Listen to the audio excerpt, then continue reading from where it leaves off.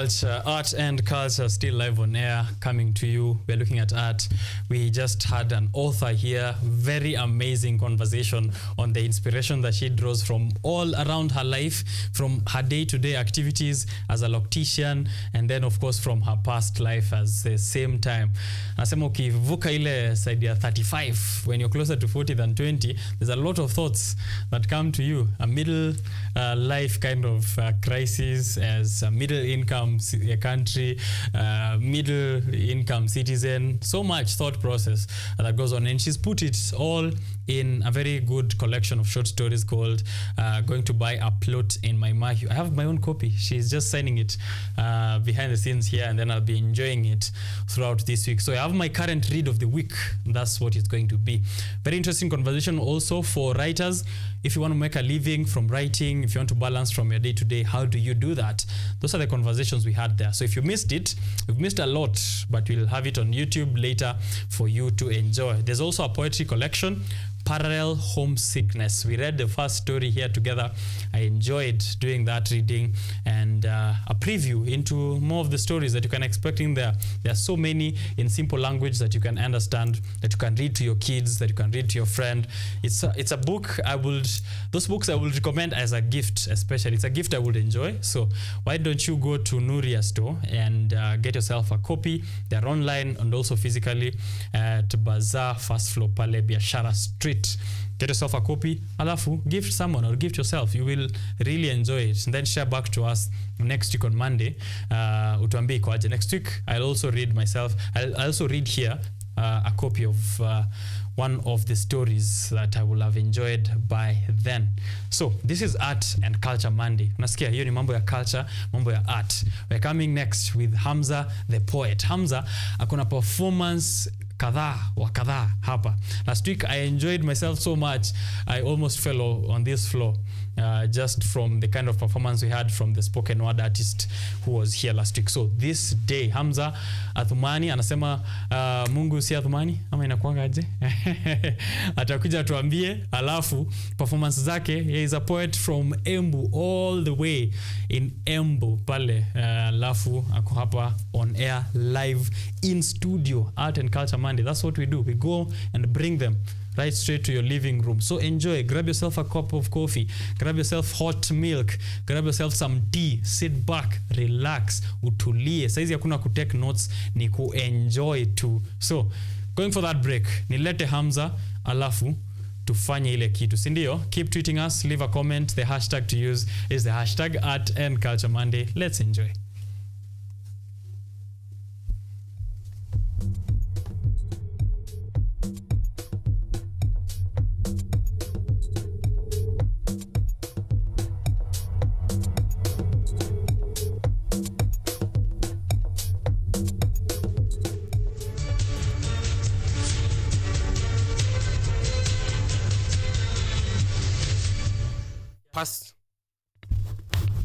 Ni Hamzapoet, personal observer, emotional thinker.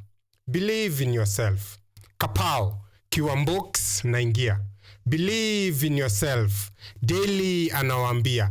Before ujalia, make sure your choices are right. Your wrong make you stronger. As you plan, don't expect. Watch a room ye expectation. Jujaja knows your plan. So jama fai kujua what's mine and what's yours. Patient is the key. Iyo unafaa kujua. Before jua izame, jua dreams are valid. Lupita alishatujulisha. Trust no one and don't give everyone so much power over your path. Nipsi alishatufahamisha, ila mwisho na wajulisha. No matter what people say, live life your own way. Shabash. Hamza Poet. That's Hamza the Poet just coming in hot on that introduction to his pieces. To get to hear more, he's performing much more. I'll make sure I bully him to give us more performances. But first, let's introduce the man himself. Atuambie anasikiaje watu wa Embu wanasema namna gani on those sides. Karibu sana Hamza. Aya, asante sana. Habari ya kwako Hamza? Your second name is Athumani, si ndio? Yeah. Wanasema Mungu si wewe. Mungu si mimi, lakini namwabudu Mungu. Kabisa. Introduce yourself yourself kabisa hapo kwa kamera. My names are Hamzapoet. Ndo nasemaga hizo ndo jina nilipewa na wazazi wangu wawili, lakini naitwaga Hamzapoet, personal observer, emotional thinker. Age, I'm 28 years old.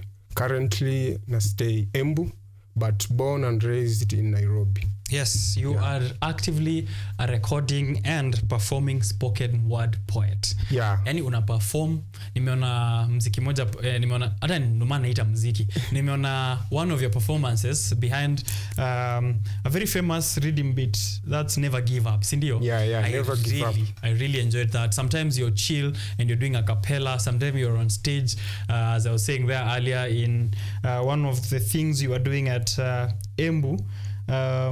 Embu ni Korwati Embu. Yeye inamaanisha Korwati Embu ni ko. Inamaanisha kama si Embu ni wapi. Kama si Embu ni wapi. Huko ndo tunatoa jaba, huko ndo tunatoa majani, huko ndo yani kuna vitu mingi sana. Kabisa. Nilikuwa napenda hiyo performance kwa sababu of the traditional attire, nice. The accompaniment na music. You are very versatile. Hebu tuelezee about that. How are you able to spread in, in various forms of poetry?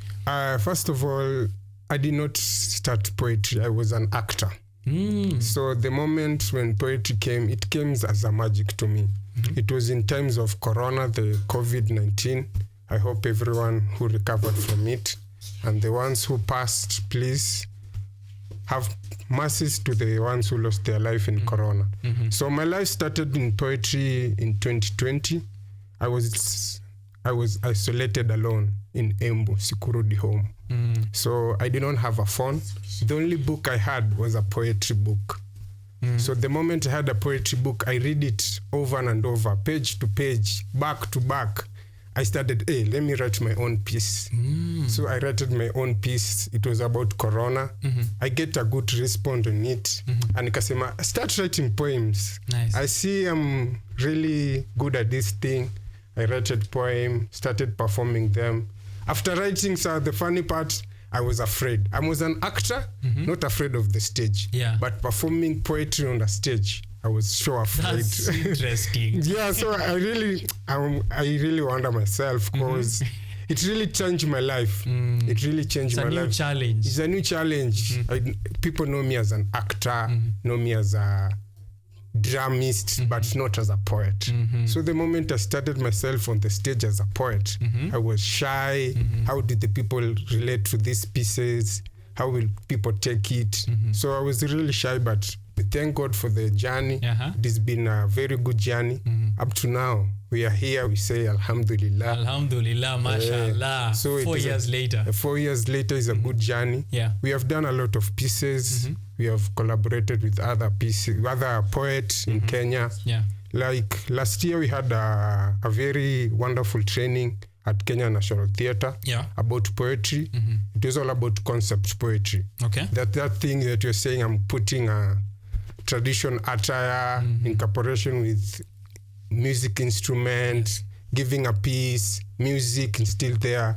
So it is something that we want to urge. Poetry is not about giving lines at punchline after punchline.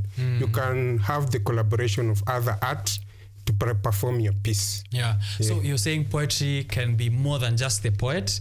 The wholesomeness of it, involving others also make it bigger than just punchlines and you can do it you can act a piece. You can collaborate music and poetry. You can collaborate drum set with poetry. So it is up to you the way you're feeling it and presenting it to the people. Very nice, very nice. I like your approach. Wacha tuongelee kidogo kuhusu acting. You are acting as what before you became? I have done some set books, like not much. I did not like traveling. You did not? Yeah. Okay. I did not like traveling so much. So I came up with just stage plays, most of it. I do some screen plays too. I have a movie back then in 2019 calling Man's World. It was that time when the suicidal cases has started to come to our country week by week. Yes, especially men. Especially men. So we started with a nice lady calling Olive. We come with a storyline, Men's World. What men's go around is all about depression, fighting their wives, business, finance. So that is where I started acting. I've acted like in three screenplays. Okay. One is called Chief Kamwiko, which was aired in UTV. Another one, it is Hustler, even in UTV. And then my own movie, my Man's World. YouTube. Okay. Yeah. So hiyo watu wanaweza angalia. Unataka watu angalie? Yo, go YouTube hapo, Olive Images, Man's World, a very beautiful story, a 1 hour storyline. Enjoy yourself. Nice. So when you started to read poetry, as you said in 2020 ukasoma poetry, uko like now that I'm isolated tunaweza jaribu. Unaweza kumbuka some of your first poetry books that you read or collection? It was an East African poetry pieces. It is having a lot of poets. So I cannot remember. It was a collection. It is a collection. Okay. It is a collection. It was all based on schools. The funny thing, the book I was given by somebody else who was a teacher. Oh, yeah, okay. Yeah, so I did, lecha nikuwekea, and then I started reading the book myself. Yeah. And then you enjoyed it and you're like, you know what, let me dip myself into poetry. Yeah. Very nice. Now, you've collaborated, as you said, with several, sometimes DJs, sometimes You know, with other performers. Which ones do you enjoy the most? Most of it, I say, is all about instrumentalist. Creating music from the ground, from the bass to the guitar, from the drums, creating something new, not recording like from the studio, going to the... Creating your own music is from something great. Yeah, that is the most of thing I can really appreciate. Do you think you will eventually end up being a musician? Nikisikiza hiyo ya Do Not Give Up. Like, yeah, so funny thing enough, and as a rap. The funny thing enough, when I was writing Never Give Up, I really wanted to be a musician, maybe a rapper. I could feel it. Yeah, I wanted to go to that line, but looking to the situation which I'm in, I really wanted to bring out another person. Okay. Music, I've been done it in theater. People see me sing, see me rap, but spoken word, they've never seen it. So let me try this new thing. Yeah. So I will stick to poetry. All right. Yeah. I liked the video to it. Nani alishoot your video? Ni safi sana. Funny, it is my friend Chris. We just came up, I have a video, so you come shoot me. It's all about never give up. You change the story for this guy who is working in a show, making his life better, and that is how. Yeah. Maroon Cup Studios. Yeah. Wendo Chris, Maroon Cup Studios. Nice. That's the video that you're seeing there on the screen. Kwa wale ambao kwa nyumbani wanaangalia. You can go, that's a poetry performance. Yeah, it is music, but music than poetry. Music than poetry. Yeah. But I really loved it. I loved the storyline as well. Maybe baadaye tutaongelea kuhusu stories zenye wewe una focus on the poetry. Yeah. But for now, unaweza kuwa uko na piece nyingine utachomolea hapo. Sije kosa piece. This is one to the ladies. Is all about language of love. Love is expressed in many ways, unimaginable ways. Different language I will express. All you need to do is impress. To understand what I meant, so let me mentor on this matter. First, ningependa to use the tongue to show how it is expressed on these terms. Saying I love you will always stay in my tongue. Time yako stakosa. That's my term. Second language of love ni time. The moment you affirm your love with all I love you. All is needed ni time. What I mean, attention. To ease the tension, so pay attention. To have a quality time without tension. To ease emotion. Before I mention, I know girls are happy what I'm about to mention. Hey. To give them is no permission, is what they like. That's official, so have a mission to give them what they like. Luckily, even girls can give boys. The fourth is a force, everyone has a force in it.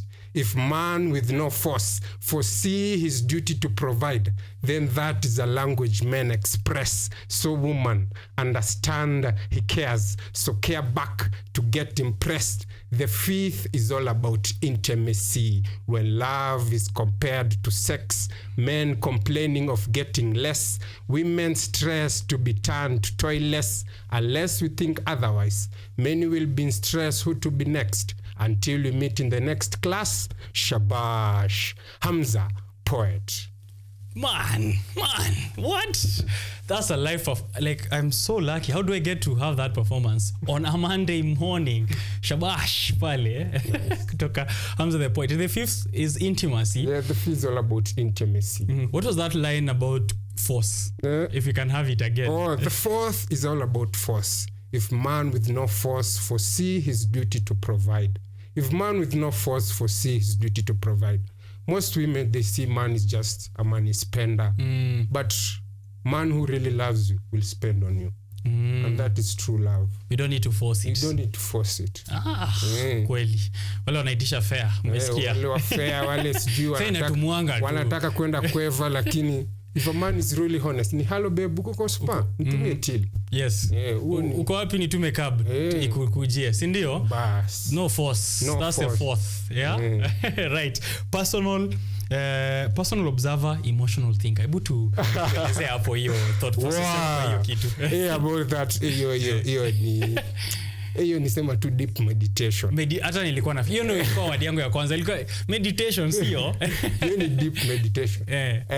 I was looking into names of poet. Most people will just have unique names. Poetry is all about, say, Hamza the poet, Ogota the poet, Kadiak the poet. So their poet is just doing the poetry piece.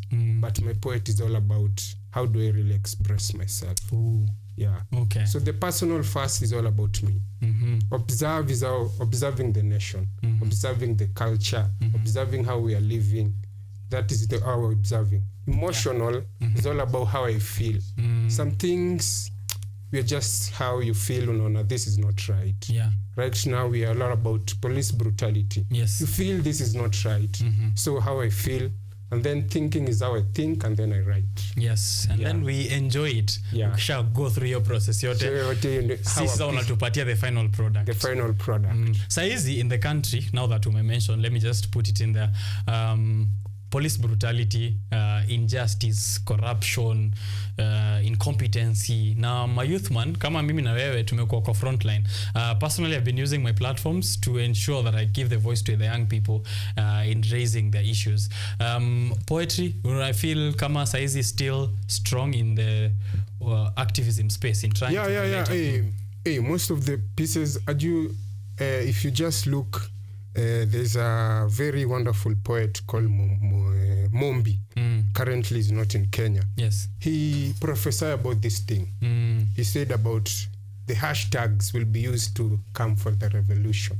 So poetry has played a big role in coming of this revolution that we're having right now. We're still having, poetry is the only kind of art that really pushes the government. It's all about giving the people about the injustice, is all about police brutality. Yeah. So poetry plays a big role. Tunasema hata national anthem ni poem, right? Yeah, national anthem is a piece. Yes, yeah. That we perform. So you can see how, those performances and poetry as a whole can reflect society and highlight our issues and tusaidie kupush mbele. Right, mwenye alikuwa hapa before nilimuuliza a very tricky question. And then after nilimuuliza nika think niliulize tena Hamza pia hii swali. So wacha tu nikuulize. In terms of me the business presenter, wacha nijitetee before nikuulize swali. Okay. So money is a big thing for me. Conversations about income, even for artists. For someone who wants to go into poetry for income as a career, ungemuadvise aje? Kuna pesa pale anaweza kuja afanye, kuna spaces ambazo anaweza uza art yake, push envelope kidogo. Very good question. For sure, most of it we say without the money value of something, you're not doing something. So poetry has money. Yes. Lakini is all about who is your target audience. How do you present yourself? Okay. But you most sisemi ati poets akunaga like a theme piece. Like me nasema language of love is all about love. Most poets is all about punchline. Ametoka kwa demi yake, ameenda kwa economy, ashatuku zakayo hapo ameenda. Unaona, so you don't have a real audience who want to see you. You don't have a theme like the books that we're having from the author.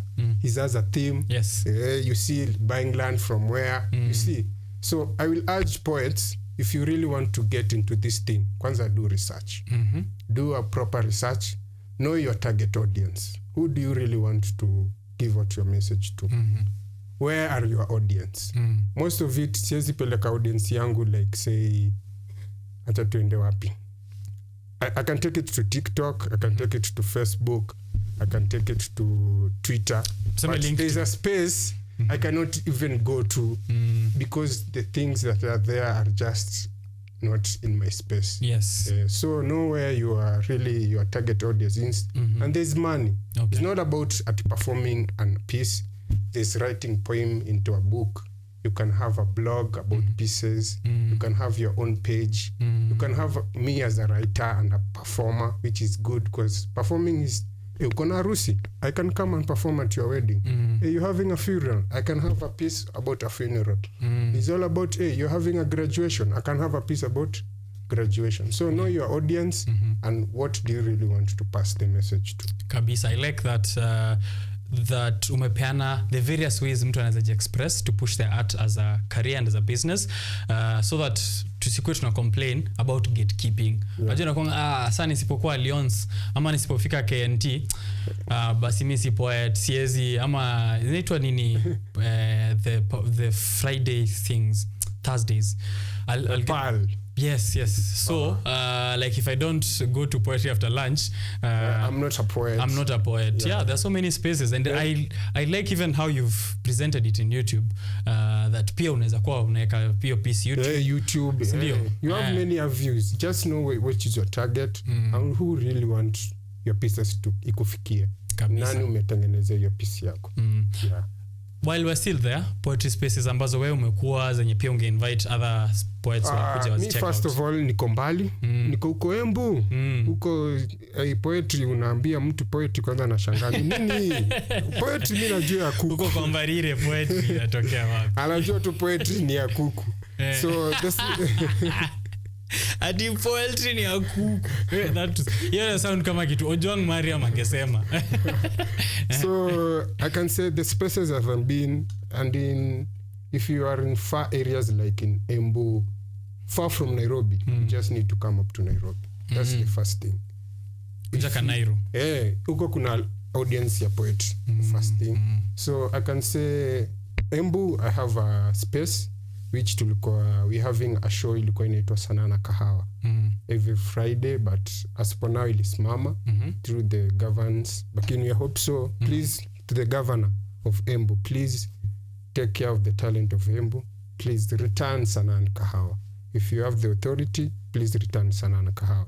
So at that we had Sanaa na Kahawa in Embu, and then we have social hall in Embu.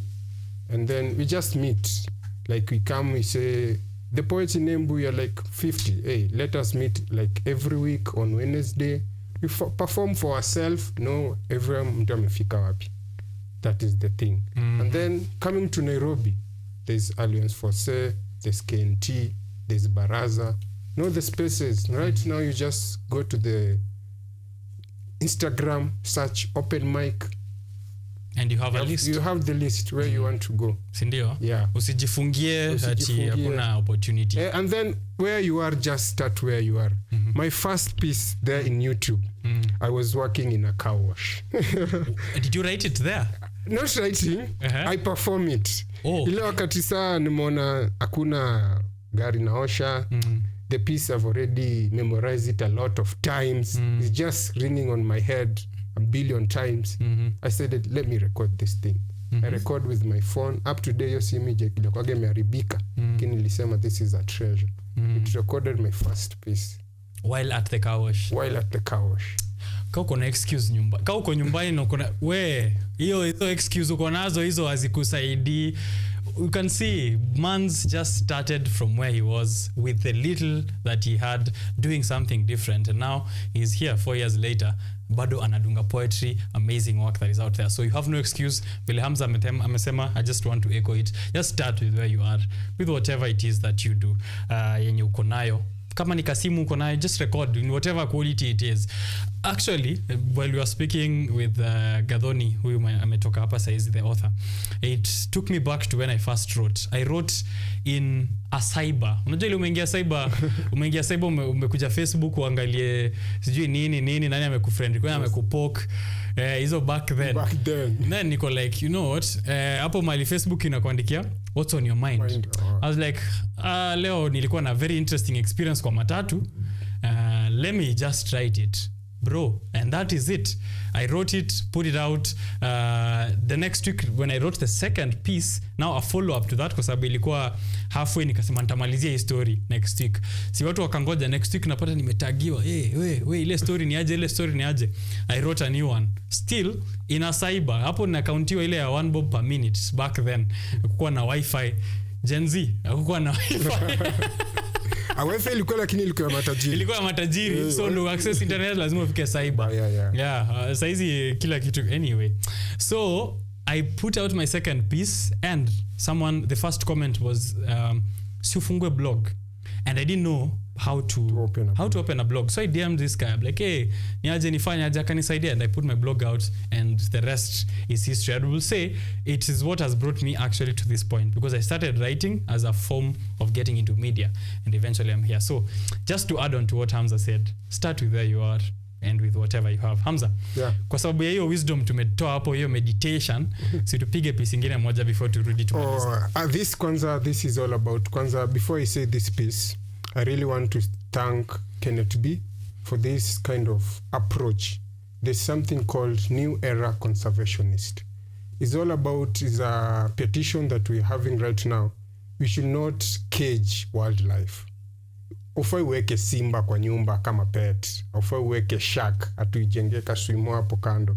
They really want to experience. Vile unataka utoke hapa uende America. You want to experience nature.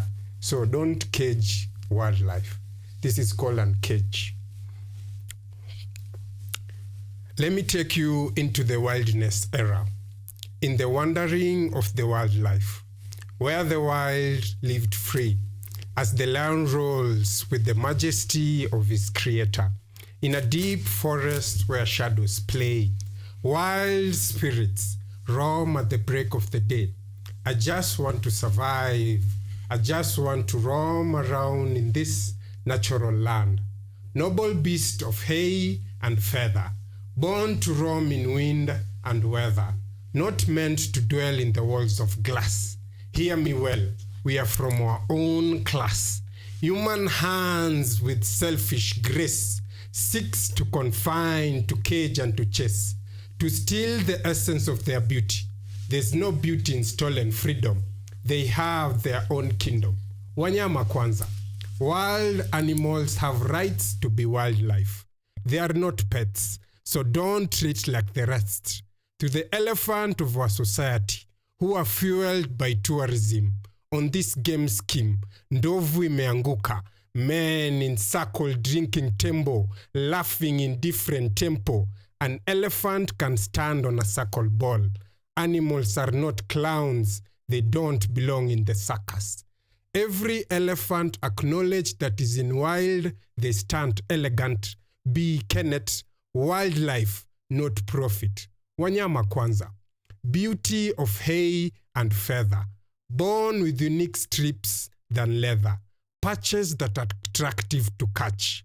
Animal skin, not fashion product. Be keen on their skin. Wildlife, not profit. Beneath the ocean depth, a kingdom strive, a beauty in a watery refine, from grateful dolphin to Grecian to ale. Animals have rights. Believe have rights. Wildlife have rights. So empty the tanks. Wildlife, not profit. I am the new era conservationist who stand as a guard to protect preserving land and ocean blue. Shabash, Hamzapoet. Kabisa. I like your signature hapo mwisho. Shabash. Inamaanisha nini? Shabash ni ya mashairi ya kumalizia. So nilichukua tu nikasemaga Shabash. In every piece, shabash. Na huku kwetu tuko na Laban Shaban. So anaisikia hiyo mambo. Shabash. I like that piece, Uncaged, sindio? It's Uncaged. On conservation and wildlife protection. Yeah. Okay. Na nina notice kuna storytelling in your pieces. Like there's a story that I follow through. Did you get that from your acting ama that's just how you approach it? Ndo nimesema I was looking at other pieces, other poets.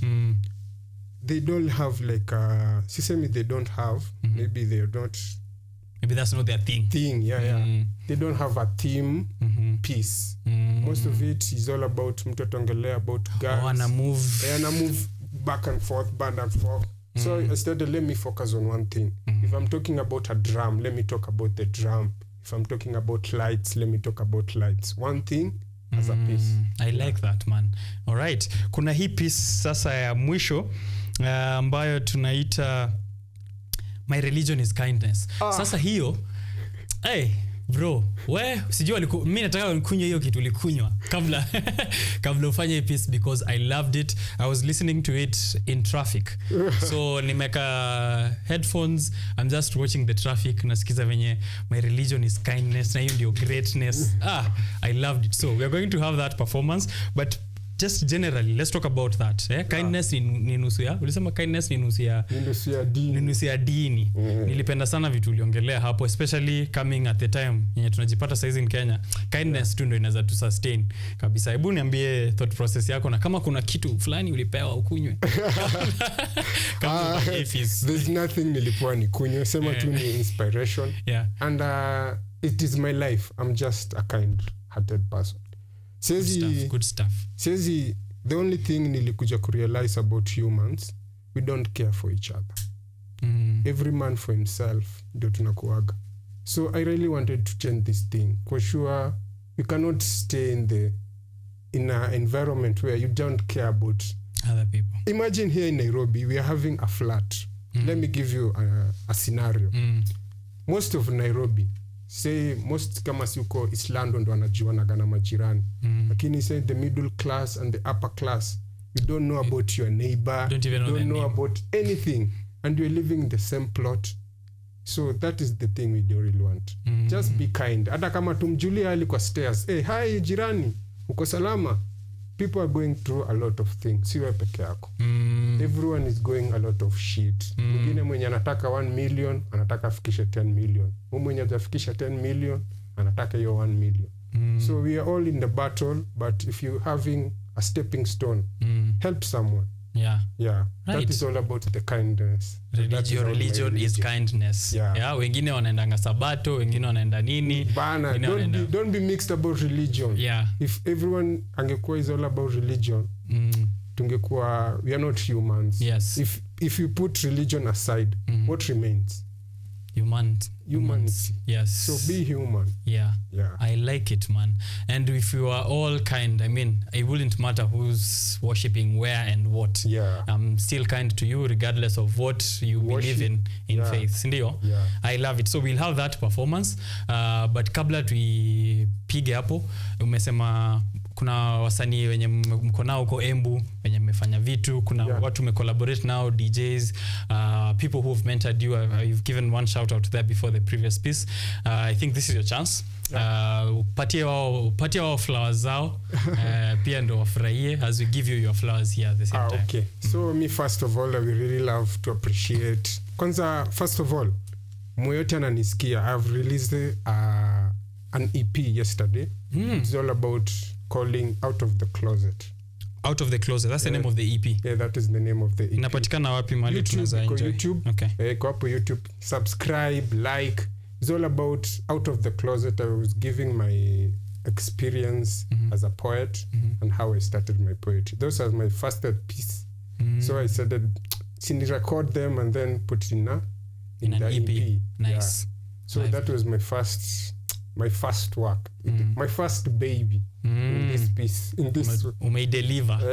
Deliver. Nice. So I have an EP, Out of the Closet. Please, if you're hearing me, subscribe hapo YouTube, Hamzapoet. Like, niambia ni piece gani inakupendeza hapo kwa comment section. what unaona imekubamba niambie hapo. So shout out kwanza, nataka ku shout out Kenya National Theatre, Kenneth B ameshikilia poetry na very huge way. Ndiye ametufikia huko Embu, kasi yeye atungekuwa mahali kama hapa leo. So we thank Kenneth B, we thank KUTV hapa for giving this space. Mose mwenye alikuwa hapa last week, Tuesday, really my Monday. true friend. Oh yes, alinimaliza man. Wow. Ni master, ushasikia master wa punchline. Ule ni mnoma. Ule ni master. Yeah. So ana tunakuwa na group yetu tunasemaga poets. Hao ni from last year we had a training. Atumeitaje? Paid poet. Hao ni paid poets. We are around 8 and 9. I cannot name all of them. Okay. Just a few. Cardiac poet, Chotara poet, Timelines, Moses, Nina, Magwenje. We had a very nice experience last year. We really trained ourselves to be what we are today. I'm really appreciating for that training. It molded us to be where we are. So I will give a shout out to my producer Caesar and a happy late birthday ilikuwa jana. So and everyone mwenye ananisikizaga who is my true fan anajua shabash what it means. I really meant shabash. I really appreciate you. All right. And then please, if you are here na there's another piece which imefanywa na Kenneth B, Priest the Poet, Lucy Empress. It is all about wildlife conservation. Iko hapo wildlife, iko wapi? Wild Animals Protection, okay. YouTube. It's all about, we are having a petition as artists. We want to give the wildlife the life they deserve. So we are giving them through art, expressing to you, don't cage the wildlife. Okay. Yeah. They are not clowns to belong in a circus. Yeah. Sindio? Yeah. Na nimependa hiyo. So, before you do the last performance, because I want you to do it as an outro to this conversation, mali watu wanaweza kupata sasa online and in person if they desire that. In person, you can just call me through my number, 0792 46 59. Repeat again, 0792 46 59 10. On social media platform, Facebook najita Zola Mzero, ama unaweza find tu hapo, kuna kando yake ni Hamzapoet, IG Hamzapoet, Facebook, YouTube Hamzapoet, TikTok Hamzapoet. Right. Yeah. Hamzapoet pia ukisearch Google itakupeleka hizo place. Hata Google inakupeleka hizo place zote. Yes. One thing nataka niseme before perform hii piece ya mwisho, I've been to Embu a couple of times before. Hiyo town ni safi. I hope ni safi bado. Very clean county. That's very clean really county. Clean town, yeah. Imebit Nairobi. Sakaja. Imebit Nairobi. For sure. Embu is so clean and I'm hoping that it's still as clean as I left it. Hamzapoet all the way from Embu giving us his last performance here. And my favorite piece, this is actually, my most favorite piece yako by there so far. My kid, my everything. Sindio? Iko kwa EP? Iko kwa EP. Oh, nice. Iko kwa EP. Let's have it. Yeah. My Religion is Kindness, Hamza, performing to us here on KUTV Rise today on Art and Culture Monday. Let me read you something here from DJ Steelbuzz. Anasema Hamza the Poet ni moto. Mekatu hapo moto, fire. Washira anasema you can't touch your own heart either in the poetic sense nor the literal sense. Hamza, your pieces are doing that for us this morning. Thank you. Kweli. Yani badala anasema yani huwezi guza roho yako kwa mkono literally, lakini Hamzapoet kufikisha pale asubuhi hii. Karibu kwenye Art and Culture Monday. Hamza, take it away. This one is my best piece. It is My Religion is Kindness. Assalamu alaikum.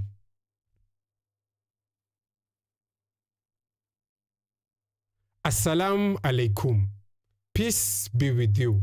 Bwana Yesu apewe sifa. I take this chance to welcome all in this side of the region. I have come to announce this new religion. I will not use Bible verses or the Quran ndio msipoteze imani mnazo. I will not call you in a temple or in a shrine in this side of the region. So don't shy away before I tell you sheria tunazo. Dini hii haijali kama uko na deni ya China. All it requires you to have a soft heart, not made in China. My religion is kindness. With less expectation from others, do not drive this motorcar. We are all mortal, subjected to death. My religion is kindness. Na kind words ndio njia ya kuabudu. Uwe mless au mbuyu. My religion is kindness. Action speaks louder than words. Fanya mema, nenda zako. Don't consider jinsia. Usitembee kwa kujisikia. My religion is kindness. Na love ni sheria. Love yourself as you love others. Hii ni sadaka itakusaidia. My religion is kindness. Na boldness to remove sadness. Kureplace with happiness. Na kugive love priceless. This is my business. Inataka braveness to do goodness. Itatufanya kuwa fearless. Kupromote kindness. Tuache kuwa voiceless. This is worthless. Let us preach kindness. Ninjia smoothless to heaven. My religion is kindness. All this ni greatness. Your safety is your right. Speak up if the driver is being reckless. Na cleanliness ni nusu ya dini. All this will make us kuwa oneness. My religion is kindness. All this ni greatness. Shabash. Hamzapoet. Na tukimalizia tunakuwaga na one spiritual thing. Tunasemaga nipe vidole mbili. Gonga kwa kichwa. Gonga kwa roho yako. Kabisa. Gonga kwa mguu yako ya right. Tunasema think twice. Do it from the heart. And do it right. Umeipata? Nimeipata. Think twice. Think twice. Do it from the heart. Do it from the heart. And do it right. Shabash. Shabash. Asante sana Hamza. We take a break right at that point. Ndo nisiharibu. And then I'll be right back to read your feedback. I'll have to wrap up show. It's been exciting. Time flies. I'll be right back.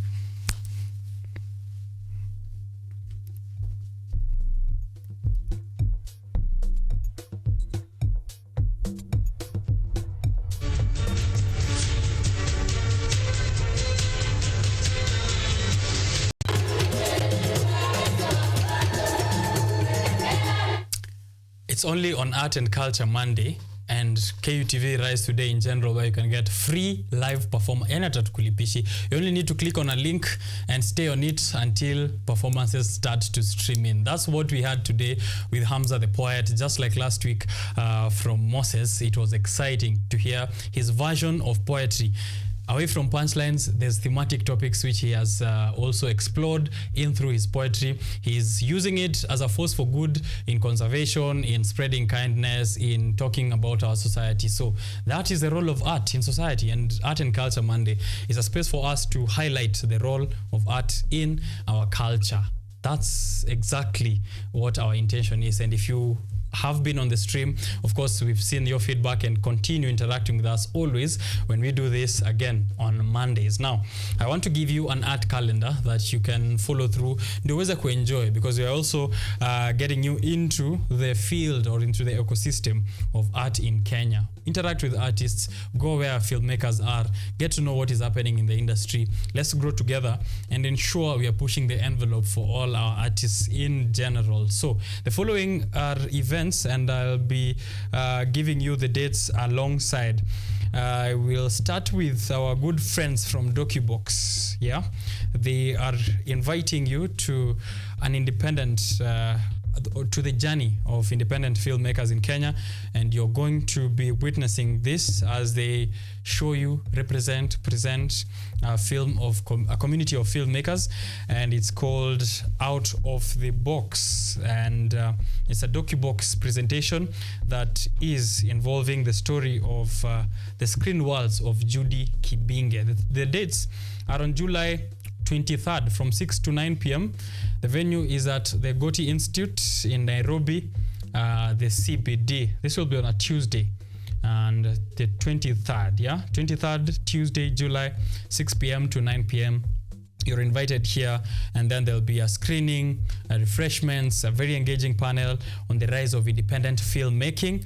There'll be a screening of Out of the Box, the DocuBox, and Judy Kibinge story, and there'll also be a panel, a very engaging one, on the rise of independent filmmaking. Filmmakers through DocuBox have been doing amazing work. We've had those conversations here on the show, and it's your time for you to go there and get to enjoy and see what is it that we see out there and bring you here, where we experience in person. So that's the first invite for you. July 23rd, 6 to 9 p.m. Tuesday, Koti Institute, Nairobi CBD, Out of the Box, the screen worlds of Judy Kibinge. Just to follow it up there, we had an interview 3 weeks back. I was privileged to have held it with Joyce Musoke, and it's called Sanctuary. Sanctuary is a sci-fi performance or play that you can enjoy, presented at Alliance Francaise, and it's a work of fiction, sci-fi from 2050. Uko mbele kabisa. It explores themes such as technophobia, how people interact with technology, how the government is trying to enforce technology on the people, into the not so far future. This is 2024. We're going to see a lot of developments in the world of AI. By the end of this year, there's a new thing that I'll also be highlighting in Biashara Tuesday, coming out of the makers of ChatGPT, Sora. Sora will be able to generate video and animation and everything else that is motion from text. So just the same way you do with ChatGPT now, Lisa, who is this, and it generates in text, Sora will come out at the end of the year. It's going to be as free as ChatGPT, where you can do your own prompts, get short videos. So this Sanctuary is actually a way for you to imagine that future. So get yourself to Alliance on the 16th of August from 7 p.m. and see what Martin Kigondu and Joyce have prepared for you. You can see the poster, how colorful it's looking, lovely. The year is 2050. Can you imagine? In Kenya, 2050 in Kenya, that Sanctuary Prevail presents that to you at Alliance Francaise. That's the second event. I'm inviting you for a third one because we just did poetry there, and poetry clearly heals. So Poetry Heals is an event. You're invited at Art Cafe Kitengela. It is at Kitengela Mall. So Kitengela, tafuta Kitengela Mall, kutakuwa na cafe hapo, and it's happening on the 25th of August 2024. 25th of August from 2 p.m. to 6 p.m. Early bird tickets are going for 800 shillings, and at the gate is 1,000 bob only. And featured artists there such as Pevu, the poet. We have Pain 217 and Mu_Sa. Yeah, HJ and Desai. Poetry Heals, a performance that you can get to enjoy at Kitengela in Kitengela Mall Art Cafe on the 25th of August 2024 from 2 p.m. to 6 p.m. I have another last invite for you here, and it's one that I'll be hosting on KUTV Kenya next week. On the 19th of July, we have the 55th graduating class of Kenyatta University. You're invited to that graduation ceremony that will be happening at the graduation square of Kenyatta University. On the Friday, 19th July, it will be streamed live on KUTV Kenya. I will be hosting, again, once more, the theme is Education for Prosperity and Sustainable Development. I'll be relaying these happenings live from the graduation square. So come to the ground, greet us, watch us, and let us know how it has been like, your experience watching KUTV's broadcasts. Those are the things I want you to put in your calendar. Weka hapo, alafu weka reminder, ikuwe na kuambia on time. It's been very nice standing in on behalf of Jong Mariam today again on Art and Culture Monday. I've had so much fun, and I hope that you did as well. Leave us a comment, feedback on what you thought the show was like. We're coming back tomorrow on Biashara Tuesday. KUTV Rise Today inakuja siku mbili in a week. Monday, Art and Culture, alafu Tuesday, Business. So I'm lucky enough to bring you both shows this week again, back to back. Tomorrow morning from 7 to 10 a.m., we have a look at the state of the economy, business. How are we doing in terms of the shilling to the dollar, in terms of the price of goods, the cost of living, and what the government is doing to alleviate the pain of the common mwananchi. Are they doing anything? Following last week's protests, following Sabasaba on Sunday, so many discussions will be happening as well on the newspaper review section that will be there. So prepare yourself for those discussions, and for business people, any queries that you have that you can handle, that will be the platform. But in the meantime, follow the rest of KUTV's broadcasting and me on social media at Richard_Okenye, just to kickstart your week. A quote to live by: if you want breakfast in bed, sleep in the kitchen. I'll see you around.